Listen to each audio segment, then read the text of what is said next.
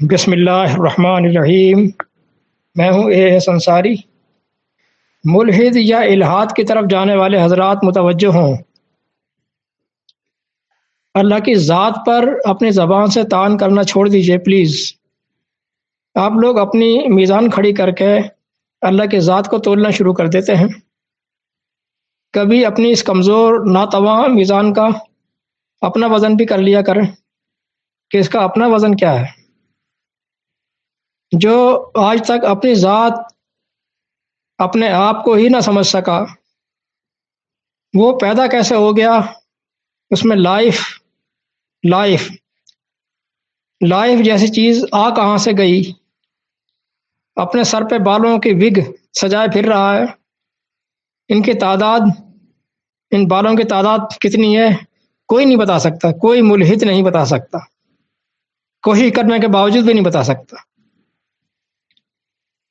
یہ تو لا علمی کا حال ہے، اور چلا ہے اللہ جو کل کائنات کا خالق مالک ہے اس کے کاموں میں دخل اندازی کرنے۔ یہ تو علم کا حال ہے اور کام وہ کرنے چلا ہے۔ آپ حضرات کے عمومی اعتراضات کچھ اس قسم کے ہوتے ہیں: دنیا میں یہ جو معصوم بچیوں کے ساتھ ظلم و زیادتیاں، ریپ، مرڈر یہ ہو جاتے ہیں، تو ان معصوم بچوں کا قصور کیا ہے؟ اللہ کی مرضی کے بغیر جب ایک پتا بھی نہیں ہلتا تو یہ اتنے بڑے بڑے کرائم کیسے ہو جاتے ہیں؟ اس کی اکاؤنٹیبلٹی کس کے پاس ہے؟ کون کرے گا؟ اللہ اگر روک سکتا تھا تو روکا کیوں نہیں؟ یا خود اللہ بھی اس کرائم میں ملوث ہے، برابر کا شریک؟ استغفر اللہ۔ اسی طرح کے اور سینکڑوں قسم کے سوالات انہی کے ذہنوں میں آتے ہیں جنہوں نے آج تک جہالت اور تاریکی کی زندگی گزاری۔ ایتھیسزم ہے ہی جہالت کی پیداوار، جہالت کا دوسرا نام۔ جنہوں نے نہ اللہ کو پہچانا، نہ اس کی تخلیق کو، نہ اس کائناتی نظام کو، نہ ہی خود کو۔ ان سے اگر پوچھا جائے کہ تم نے پہچانا کہ آخر تمہاری تخلیق کیوں کی گئی ہے، تمہیں دنیا میں بھیجا کیوں گیا ہے، تو ان کا جواب حیوانی سطح سے اوپر کا نہیں ہوگا، حیوانی سطح سے آگے کا نہیں ہوگا۔ اب آگے سنیے۔ انسان کو اس دنیا میں بھیجا گیا ہے اس مقصد سے کہ انسان کو بہت اوپر کی، بہت بلند سطح تک جانا ہے، بلند درجے پر پہنچانا ہے۔ اللہ نے پہنچانا چاہتا ہے۔ کہتا ہے لَتَرْكَبُنَّ طَبَقًا عَنْ طَبَقٍ 84/19۔ تم اب اپ گریڈ سے اپ گریڈ ہوتے ہی چلے جاؤ گے۔ لَتَرْكَبُنَّ طَبَقًا طَبَقٍ، چڑھتے ہی چلے جاؤ گے، سیڑھی بسیڑھی، درجہ بدرجہ اوپر اپ گریڈ ہوتے ہی جاؤ گے۔ لیکن ظاہر ہے کہ ایک کلاس سے اگلی کلاس میں جانے کے لیے ٹیسٹ، امتحان، ایگزام ہوتے ہیں۔ تو اس دنیا میں ہماری لائف کا دورانیہ یہ ہماری دورانیہ جو ہے لائف کا، یہ ایگزامینیشن کے لیے، ایگزامینیشن کا دورانیہ ہے۔ مختلف حالتوں سے گزر کر بھوک، افلاس، دکھ، بیماریاں، خوشحالی، خوبصورتی، بدصورتی، ہر طرح کے، ہر قسم کے ٹیسٹ کہ ان حالات میں صبر و شکر کا دامن تھامے رکھتے ہو، کوئی شخص تھامے رکھتا ہے یا آپ ہی سے باہر ہو جاتا ہے، ہائپر ہو جاتا ہے اور اللہ کو برا بھلا کہنا شروع کر دیتا ہے۔ ان تمام مراحل میں اللہ کی مشیت شامل ہے، مرضی نہیں، مشیت اور مرضی کے فرق کو آیات کے ذریعے سے میں بہت مرتبہ سمجھا چکا ہوں، میری ویڈیوز موجود ہیں۔ یہاں صرف ایک مثال سے میں سمجھاؤں گا۔ مثال کے طور پر والدین ہیں، اپنے بچے کو مارشل آرٹ سکھانا چاہتے ہیں تاکہ ان کا بیٹا ایک بہترین فائٹر بن سکے اور کہیں مار نہ کھائے۔ ٹریننگ کے دوران اس کو سخت چوٹیں لگتی ہیں، ان کے سامنے ہی انسٹرکٹر جو ہے اسے اٹھا کر پٹکتا ہے، اسے اس کے بازو مروڑ دیتا ہے، کیکوں پر رکھ لیتا ہے۔ تو یہ سب والدین دیکھ رہے ہوتے ہیں۔ والدین کی مرضی نہیں ہے یہ اسے پٹوانا، یعنی وہ یہ سب دیکھ کر خوش نہیں ہو رہے ہیں، مرضی نہیں ہے ان کی، رضا نہیں ہے۔ لیکن ایسا کرنا ضروری ہے تاکہ ایک بڑا مقصد اچیو کیا جا سکے. تو کسی بڑے مقصد کو حاصل کرنے کے لیے کسی مشکل کو اپنا لینا یہ کہلاتا ہے مشیت. یہ کرنا ضروری ہے تاکہ بڑا مقصد حاصل ہو، وہ کہلاتی ہے مشیت. اگر چاہیں تو والدین ہٹا لیں وہاں سے، کیا انسٹرکٹر کیا زبردستی روک لے گا اس کو؟ نہیں، ہٹا لیں، نہیں بھائی ہم اپنے بچے کو نہیں پٹوا رہے. لیکن نہیں، ایسا وہ کر رہے ہیں. اب ایک بے وقوف آدمی ان ماں باپ کے سامنے ان کے بیٹے کو پٹتا دیکھ کر ماں باپ کو بے وقوف کہے گا. بے وقوف آدمی بے وقوف کہے گا، ظالم کہے گا. بڑے ظالم ہیں یہ تو، ظالم کا خطاب دے ڈالے گا. لیکن عقل مند بات کی تہہ کو پہنچ جائے گا، عقل مند بات کی تہہ کو پہنچ جائے گا. اسی طرح سے اس ساری کائنات کا ایک نظام ہے، سسٹم ہے. ابھی ہم یہاں مظلوم کی بات کر رہے ہیں، ظالم کی بات میں کریں گے. تو یہ سسٹم ہے. تو جناب ملحد صاحب، اگر نظام کو ظلم کہا جائے تو پھر ظالم تو ہر شخص ہے، بشمول آپ کے. آپ بھی جان تو جان ہی ہے نا، جان تو جان ہے، چاہے انسان کی ہو یا حیوان کی ہو. سارے انسان مل کر بھی ایک مچھر نہیں بنا سکتے.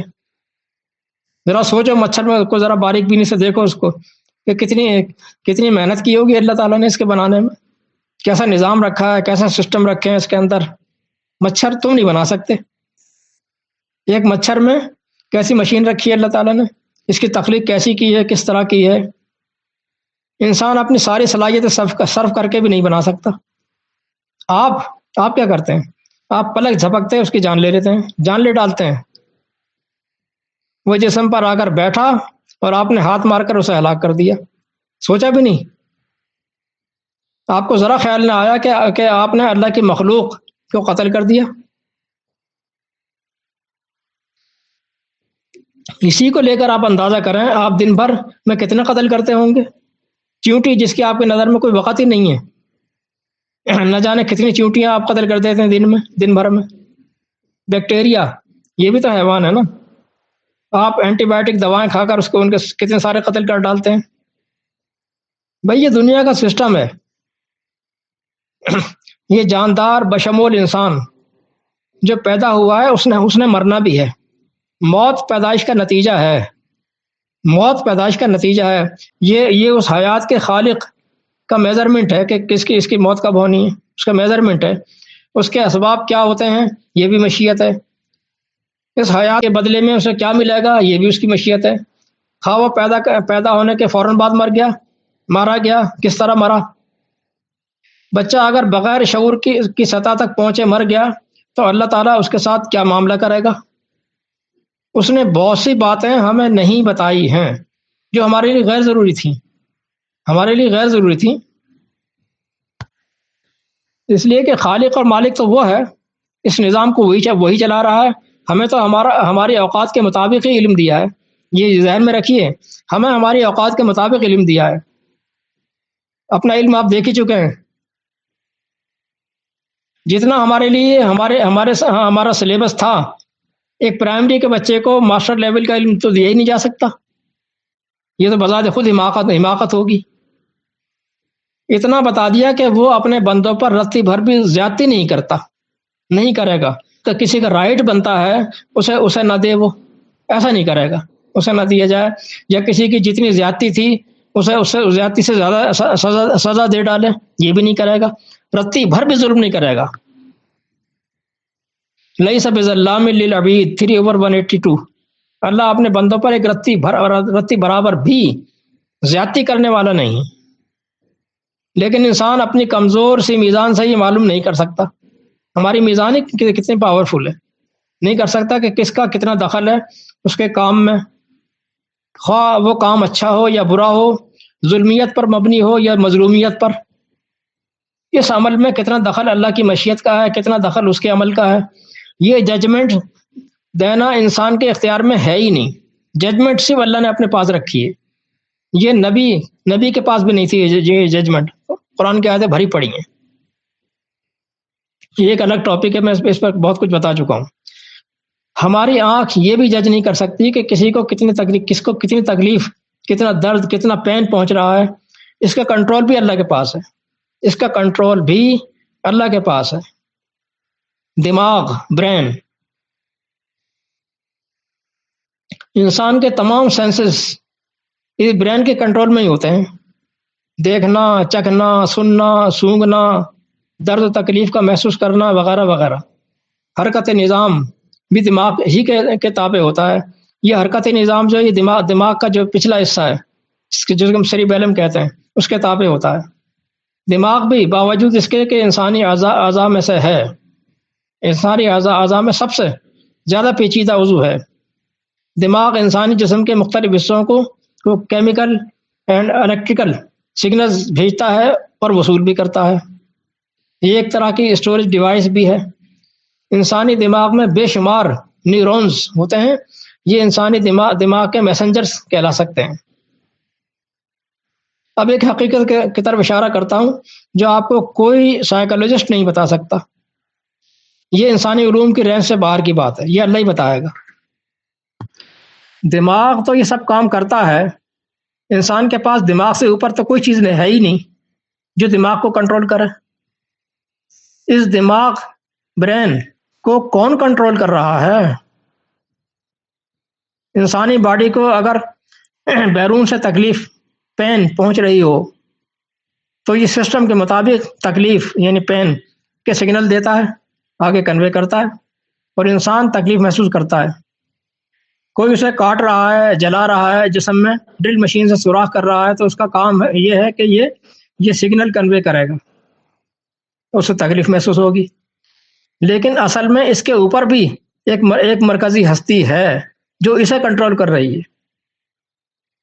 وہ جب چاہے اس دماغ کا فیوز اڑا دے اور وہ کوئی میسج نہ کر پائے، کوئی میسج کنوے نہ کرے.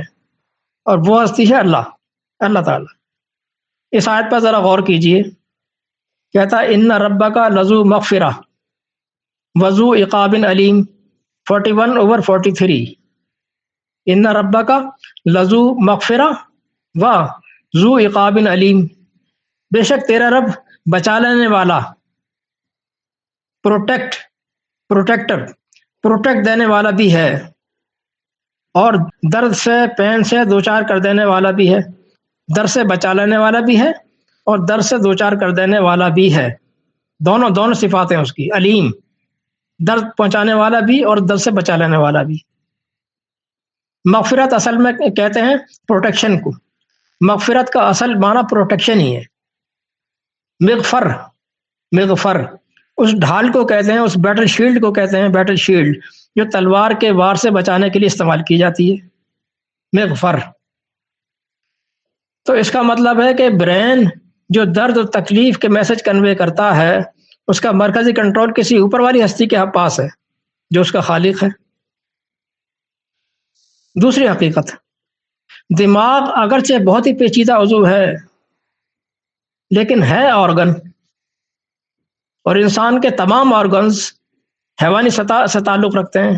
حیوانی سطح میں اللہ کی مشیت کے تابع ہیں. حیوانی سطح تک انسان کے اعضاء یہ شے آبجیکٹس، اور تمام اشیاء کو اللہ نے قدر سے باندھا ہوا ہے. قدر سے، میجرمنٹ سے، ضابطوں سے. ان اللہ علی کل شیء قدیر، اللہ تعالیٰ نے ہر شے کو قدر سے باندھا ہوا ہے، بڑی سختی کے ساتھ. قدیر. لیکن وہ جب چاہتا ہے ان اشیاء کو کرنٹ آرڈر، امر کے ذریعے جاری کر کے اپنے تابع کر لیتا ہے، امر کے تابع کر دیتا ہے. ہنگامی ڈیوٹی پر لگا دیتا ہے کہ اب تم نے یہ کرنا ہے، اب تمہاری ڈیوٹی یہ ہے. اس موضوع پر میری الگ سے ویڈیوز موجود ہیں.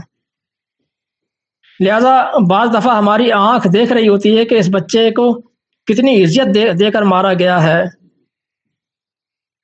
لیکن بچے کو اللہ نے عزت سے بچا لیا، یہ کوئی نہ جان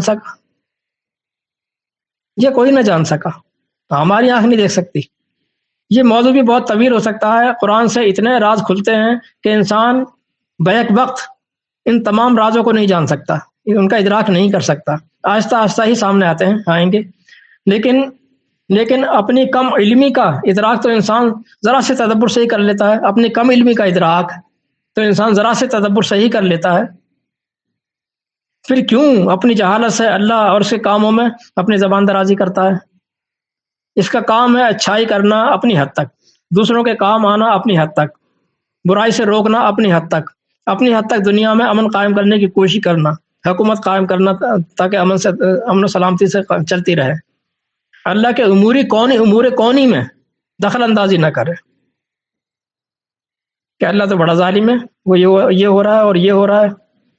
یہ اس کے امور کونی ہے، مشیت ہے اس کی، تم اس کو جان ہی نہیں سکتے ہو. چلیے والسلام.